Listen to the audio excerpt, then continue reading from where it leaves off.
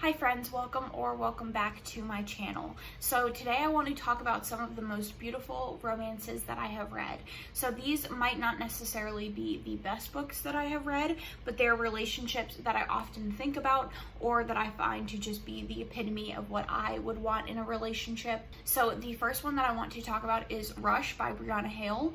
This is the story of Rush and Dree, and Dree is a choreographer who had a previous bad experience with a client, and she has decided that she never wants to work with a rock group again. But Rush, who is the lead singer of a rival rock group, asks her to choreograph one of his music videos, and he has to convince her, and their relationship is beautiful. This is a first time exploring a daddy-little dynamic together.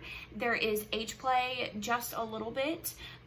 Their relationship is just open and beautiful and communicative. That's something that's common across all of these books, is the relationship is just about how well they communicate and how well they work together, how open they are with each other about their feelings, and this one is no exception.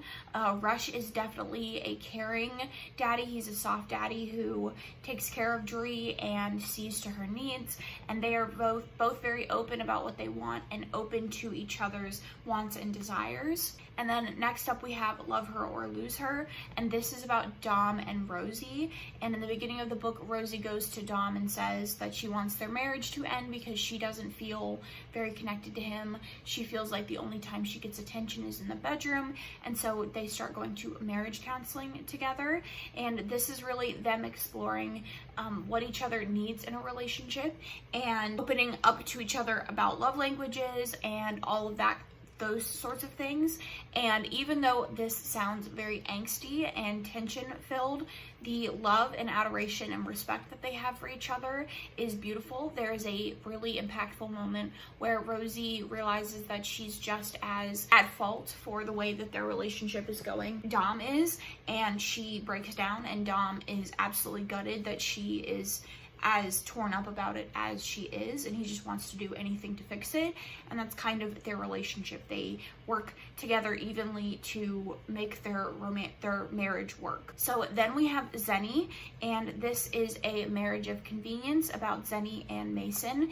And Mason is Zenny's great aunt's good friend, and when Zenny's great aunt passes away, in her will it says that she will leave a large inheritance to both of them, but they have to get married for 30 days, and so they do.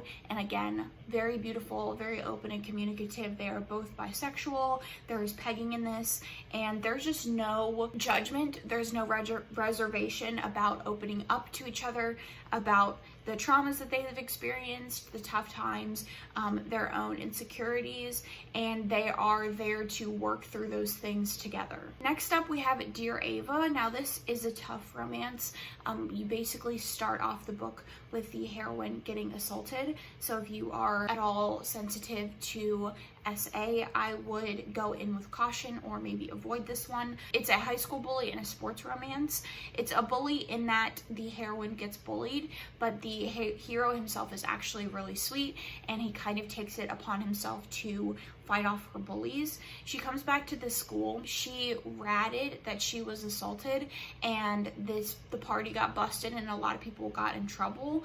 She doesn't know who did it to her, but a lot of people at school don't like her, and so he's a popular guy, but he is really into her, and so he stands up and tries to protect her. So obviously it's dealing with a lot of emotion just all around, and the hero is very understanding and willing to protect the heroine and listen to her and be there for her. So then we have the Duchess Steel.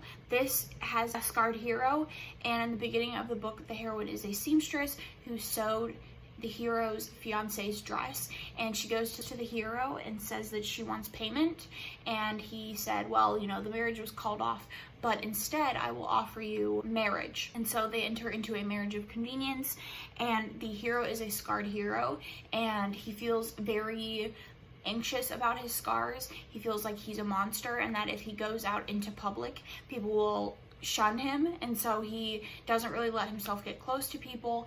And through the relationship with the heroine, he slowly opens up and realizes that he isn't a monster and that not everybody is going to think he is and treat him like he is.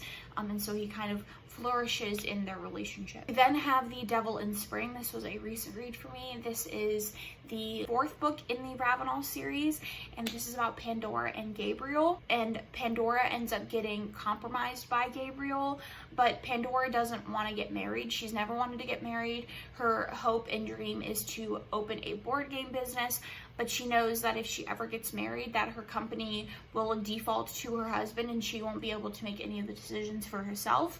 So that is her biggest fear. And when she gets compromised by Gabriel, she is very hesitant. She's very scared to go into the relationship, but everybody in her life gives her a lot, like allows her to make her own choices, including Gabriel. And Gabriel is just absolutely enamored with her. He finds her so interesting and he wants to give her every option that she has. He wants her to feel completely safe in their marriage, and so he kind of does whatever he needs to do to make sure that she has what she wants. And then the last romance that I want to talk to you about is Indigo.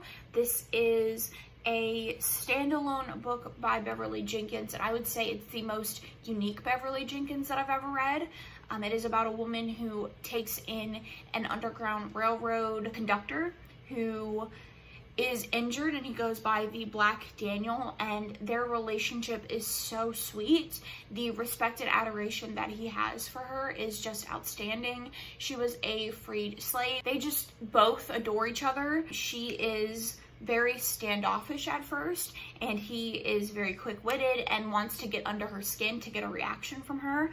And as their relationship progresses, it's just this like epic, sweeping, beautiful romance with a lot of respect for each other and each other's trauma and each other's backgrounds, and their relationship is one of my favorites. So those are all of the beautiful romances that I want to talk to you about. If you have any of your favorites, I would love to hear them down in the comments. Other than that, please consider subscribing. Thank you so much for watching, and I will catch you guys in my next one. Sitting in silence, we still feel the vibe, and you could not say a word, and I know what you just decided. We'd be right in the same wave. All the water's perfect, babe.